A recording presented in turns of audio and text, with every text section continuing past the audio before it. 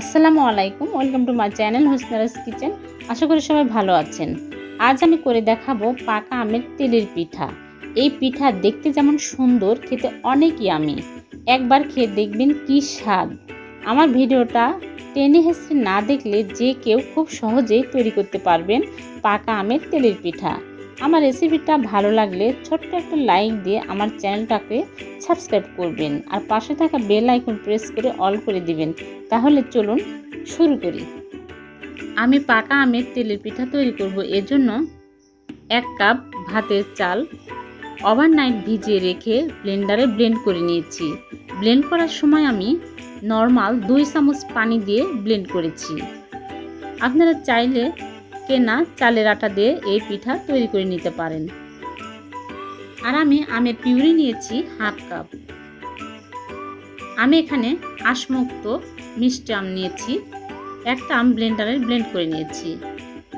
আর আমি এখানে চিনি নিয়েছি 1/3 কাপ। চিনি আপনারা আপনাদের স্বাদ মতো দিবেন।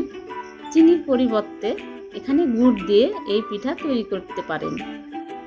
আর দিয়ে দিচ্ছি সামান্য পরিমাণে লবণ। লবণটা দিলে মিষ্টি পিঠার ব্যালেন্সটা ঠিক থাকে।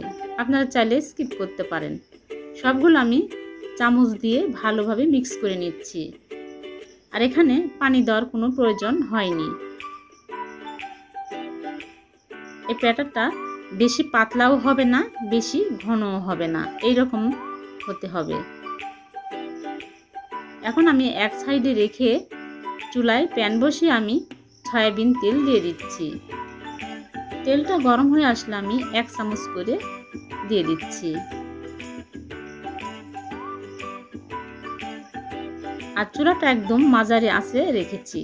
অনেক সময় ধরে উল্টিয়ে পাল্টে ভেজে নেবেন, তাহলে ভিতরে কাঁচা থাকবে না। আমি উল্টিয়ে পাল্টে ভেজে তুলে নিলাম। সেম প্রসেসে আমি সবগুলো ভেজে নেব। আমার সবগুলো ভাজা হয়ে গেছে। এই যে দেখুন, অনেক সুন্দর ফুলেছে আর ভিতরটাও দেখতে অনেক ইয়ামি হয়েছে। আপনার বাসায় একবার হলেও এই পিঠা তৈরি করে খেয়ে দেখবেন।